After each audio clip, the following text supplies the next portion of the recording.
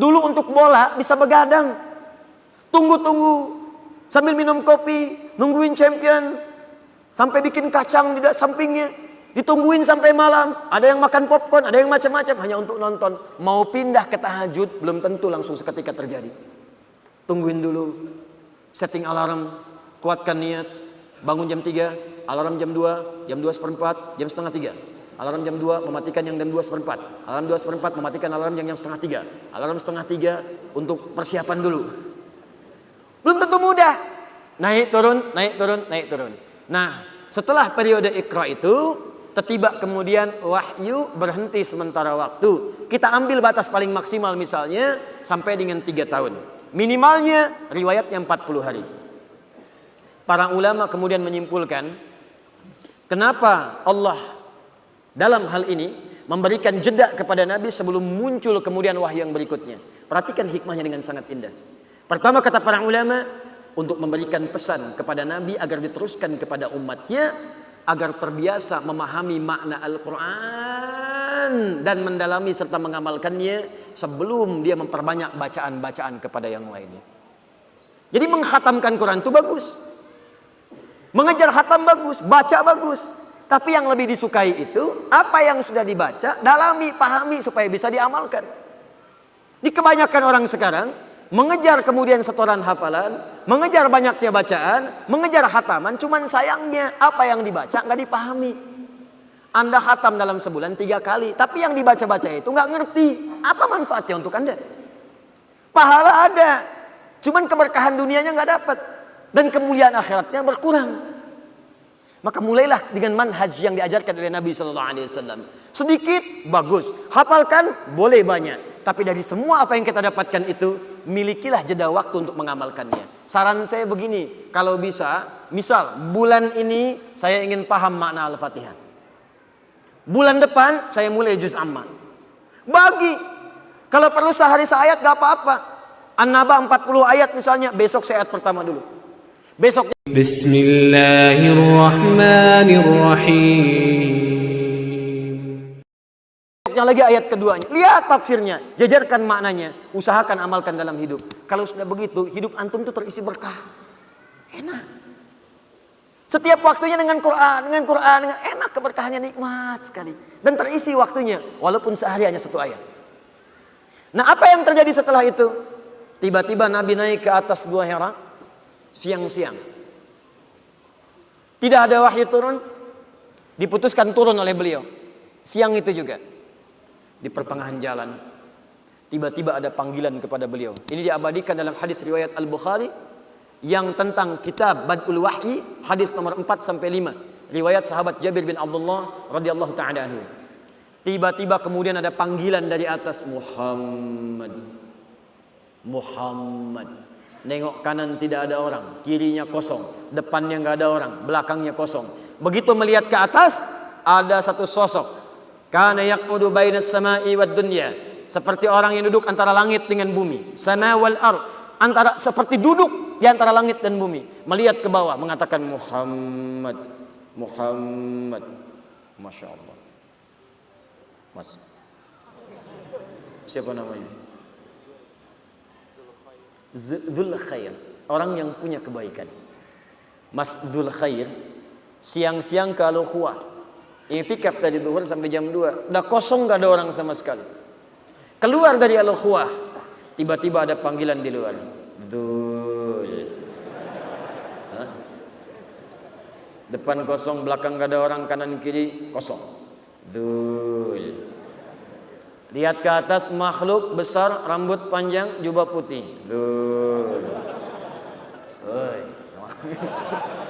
Apa responnya? Kata Nabi, faru'ibtu minhu. Saya khawatir, takut sampai bulu kuduknya naik. Lalu saya tinggalkan tempat itu dengan cepat. Sampai kemudian bertemu dengan Sayyidah Khadijah. Sampai kemudian digandeng tangannya, Nabi katakan, dathiruni. Riwayat lain, zammiluni. Sampai seketika sudah tenang, disampaikan kalimat, turunlah kemudian surah Al-Mudaththir. Ya ayyuhal muddaththir, qum fa'anzir wa rabbaka fakabbir, dan seterusnya ayat. Itu ayat perintah dari Allah langsung kepada Nabi untuk berdakwah secara terang-terangan, untuk mengamalkan ilmu. Ini kata para ulama hikmah yang kedua. Jadi kalau kita ingin mengamalkan sesuatu, ingin beramal, ingin ibadah, jangan sampai kita ibadah sebelum punya dasar ilmu yang matang. Nabi saja diminta beribadah, beramal, berdakwah, itu diminta berilmu dulu. 3 tahun masanya. Belajar, 40 hari paling minimal. Ini pelajaran bagi kita. Sebelum kita mengamalkan sesuatu, dasari dengan ilmu dulu. Ingin salat tahajud, belajar dulu.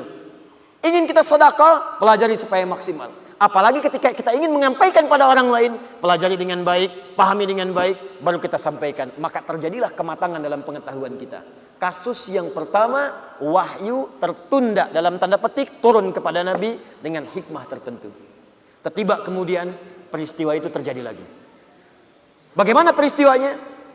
Dalam masa setelah itu turun wahyu, sampai kemudian terputus dalam jangka waktu sekitar 2 sampai dengan 3 malam. Saking dahsyatnya, Nabi malam itu kemudian bermohon kepada Allah, belum turun. Malam kedua, belum turun. Yang ketiga pun belum turun. Sampai di malam ketiga ini, istrinya Abu Lahab, bibinya sendiri. Abu Lahab kan bagian keluarganya. Keluarga Nabi SAW yang kemudian disampaikan dalam Al-Quran tentang kecamannya. Istrinya Hammalatul Hatab datang kepada Nabi Muhammad SAW. Inna sahibaka qad qalah. Hei, kata istrinya Abu Lahab. Awas, hati-hati. Kata istrinya Abu Lahab. Hei, inna sahibaka qad qalah. Sungguh, fokus.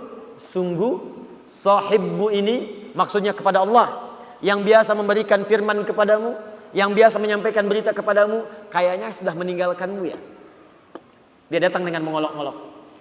Wah, sekarang Muhammad sudah ditinggalkan ya. Muhammad sudah seperti orang gila ya.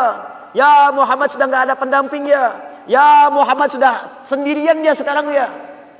Bayangkan teman-teman, biasa menerima wahyu, kemudian terputus. Mirip begini. Maaf ya. Maaf. Anda misalnya pasangan suami istri. Hari pertama SMS ada, telepon ada. Hari kedua ada, hari ketiga nggak ada kabar.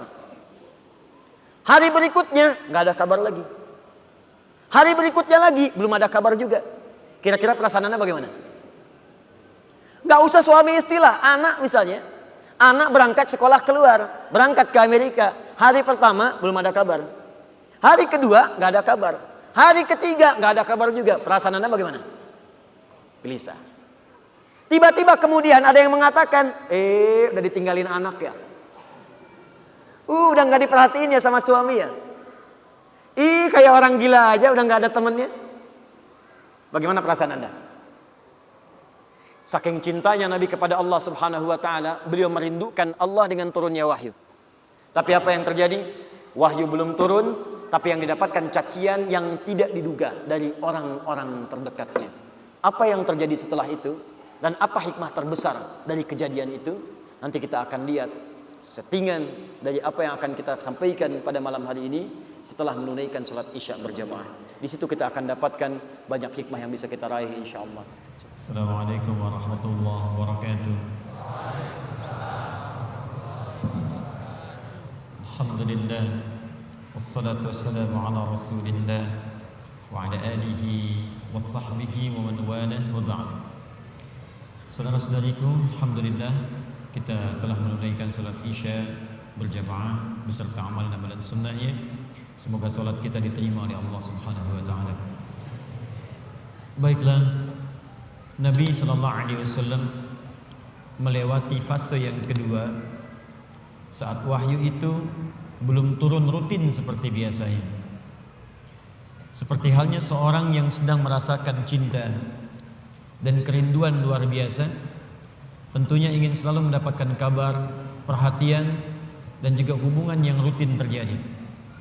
Tadi kami contohkan ketika Anda mencintai seorang anak, bahkan itu anak satu-satunya, tapi kemudian sehari tidak ada kabar, 2 hari tidak ada kabar, 3 hari tidak ada berita. Tapi yang paling kemudian memekikkan adalah juga kadang-kadang memekakkan dan memberikan beban lebih berat daripada beban barbel yang diangkat. lebih berat dibandingkan daripada beban besi yang kemudian ditimpakan ke dalam pundak adalah datangnya orang-orang terdekat yang tidak memberikan solusi. Sudah ada persoalan, tapi dia sibuk kemudian memberatkan masalah yang dimaksudkan. Bahkan hadir celaan-celaan kemudian dari lisannya, sampai mengolok-olok dan mengatakan, sekarang udah ditinggal ya, kayak orang gila aja sendirian, harap-harap sesuatu tapi nggak dapat. Sekarang sudah nggak punya teman ya. Kalau yang bicara orang luar mungkin kita bisa abaikan, karena tidak tiap hari bertemu dia. Tapi kalau yang bicara orang terdekat, bahkan hadir di samping rumah, bahkan punya status keluarga, itu yang beban paling berat dibandingkan dengan beban mengikut barbel. Itu beban paling tinggi, paling kuat dibandingkan dengan diberikannya besi ke atas pundak. Orang yang angkat barbel mungkin seketika bisa diangkat, sampai ke kaki terasa beratnya, tapi bisa dilempar, selesai. Tapi kalau ada orang terdekat kemudian mencela Anda, orang terdekat memfitnah Anda, orang terdekat mengolok-olok Anda, orang terdekat menyebarkan aib Anda yang sebetulnya bukan aib pula, itu yang kadang-kadang berat untuk diterima. Di situ kadang kita merasa sedih. Ini yang terjadi keluarganya sendiri. Ini menariknya, tiba kemudian saat situasi itu terjadi di hari yang ketiganya, tiba kemudian Allah langsung turunkan 2 surah sekaligus. Termaktub dalam mushaf urutan 93 dan 94 langsung seketika. Jadi dua-duanya disebutkan satu penjamin, yang keduanya menyebutkan solusi. Bahkan beban itu langsung diisyaratkan seperti tadi kami ungkapkan. Wadduha. Bagian pertama surah 93-nya. Wallaili idza saja. Ma wadda'aka rabbuka wa ma qala. Ketika tadi keluarganya mengatakan inna sahibaka qad qalaq. Sungguh Rabbmu sekarang, Tuhan itu yang engkau pertuhankan itu sudah meninggalkanmu. Dijawab langsung, ma wadda'aka rabbuka wa ma qala. Walal akhiratu khairul laka minal ula. Wala sawfa yu'tika rabbuka fatarda. Alam yajidka yatiman fa'awa. Wa wajadaka dhallan wa wajadaka 'ailan fa ammal yatima fala wa ammas sa'ila fala wa amma bi ni'mati rabbika. 11 ayat langsung. Apakah berhenti? Tidak. Teruskan surah yang keduanya. Langsung disebutkan tentang beban yang terasa terpikul itu. Seketika dijatuhkan bebannya oleh Allah Subhanahu wa taala. Nanti kita bahas tafsirnya. Alam nashrah laka wa wada'na alladhi wa rafa'na fa inna ma'al fa idza faraghta wa ila rabbika. Allahu akbar. 2 surah ini kalau kita bahas dengan benar, tanamkan, hunjamkan ke dalam jiwa, maka orang yang bisa memahaminya dengan baik, demi Allah saya katakan, beban seberat apapun akan ringan terasa ia terima dalam hidup ini. Seakan hidup gak ada beban. Sepanjang 2 surah ini dipraktekkan dalam kehidupan. Karena saya yakin setiap kita itu yang hidup pasti punya beban persoalan. Jadi jangan dikira wajah-wajah yang hadir saat ini, ada yang senyum, ada yang tertawa, belum tentu gak punya masalah. Kadang-kadang tersimpan untuk merasa menghilangkan persoalan itu ketawa. Untuk merasa menghilangkan beban itu tersenyum. Bukan berarti masalahnya hilang. Dan yang paling berat adalah hal-hal yang tidak kita duga sebelumnya. Masalah itu hadir di sekitaran orang-orang dekat kita tersendiri. Dan penyebab persoalan itu adalah orang-orang yang tidak kita duga sebelumnya. Abu Jahal itu partner Nabi sebelum masuk Islam. Dalam apa? Dalam persaingan olahraga, sering bergulat juga, dan selalu Nabi menang. Abu Jahal selalu kalah. Kalah. Sampai seketika dikalahkan oleh Nabi, kalah lagi. Sampai penasaran dengan Nabi. Abu Lahab itu teman-teman sekalian, paman Nabi, bahkan anaknya menikah kemudian dengan putri Nabi SAW. Tidak mudah. Tapi apa yang terjadi? Beban itu yang paling berat yang ada di sekitarannya. Melebihi beban di kantor, melebihi beban di kampus, melebihi beban di pemerintahan, melebihi beban di pekerjaan. Saya mau tanya pada Anda, Bapak yang kerja di kantor, berat mana? Maaf ya, berat mana menghadapi pekerjaan yang rumit di kantor atau istri yang selalu cerewet? Maaf Bu ya. Atau ibu deh, berat mana menyiapkan masakan dengan suami yang sering marah-marah? Amin. Tidak mudah. Karena itu kalau yang berat saja sudah ringan bagi diri kita, maka yang kecil nggak ada apa-apanya. Yang kecil tidak ada apa-apanya. Dan teman-teman mohon maaf ya, selama kita hidup, fitrah kehidupan itu bersanding dengan ujian dan masalah. Supaya kita dapat pahala. Bukankah dari masalah itu kemudian ada kesabaran? Bukankah karena masalah Anda rajin tahajud? Besok mau ujian di kampus, malamnya tahajud. Silahkan cek. Besok mau promosi jabatan, baru baca Quran. Besok ada proyek mau lelang, baru puasa. Bukankah dengan semua itu bertambah ada motivasi untuk mendekat kepada Allah? Maka demikian pula hidup berbanding lurus dengan persoalan, dan persoalan diberikan kepada kita bukan untuk memberikan beban, tapi supaya kualitas hidup kita meningkat. Hanya persoalannya bagaimana mengatasi persoalan itu terasa mudah ketika kita hadapi. Itu poinnya. Jelas sampai sini? Baik, mari kita mulai. Wadduha.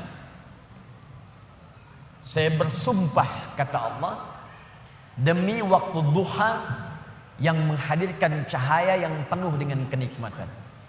Wawunya sumpah, qasam. Misal, wallahi, ya, kalau saya gunakan waw dengan kalimat Allah, wallahi ma ajidul mimhah qariban minas sabbar. Demi Allah saya bersumpah, saya enggak dapat penghapus ketika saya akan menghapus. Aina huwa? Di mana dia? Wallahi laqad kana lasiqan ma'as sabara. Demi Allah dia melekat tepat dengan papan tulisnya. Misal, gunakan waw untuk menunjukkan sumpah pada hal yang ingin dikuatkan, pada hal yang ingin diyakinkan. Dapat penghapusnya, kita hapus dulu. Saya hapus sebentar ya.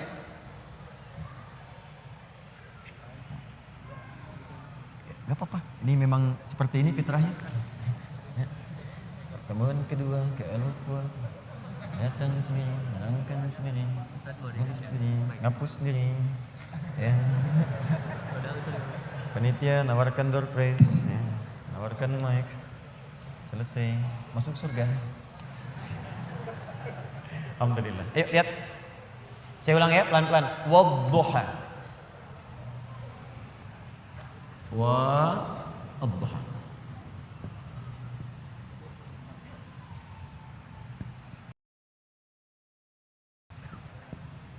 Fokus. Huruf waw dalam bahasa Arab itu setidaknya secara garis besar ada dua jenis. Satu disebut atof. Atof itu waw yang mengikutkan pada hukum sebelumnya. Misal, buka Quran surah ke-2 Al-Baqarah ayat 127, paling kiri sebelah atas. Wa idh yarfa'u Ibrahimul qawa'ida minal bait wa Ismail. Wa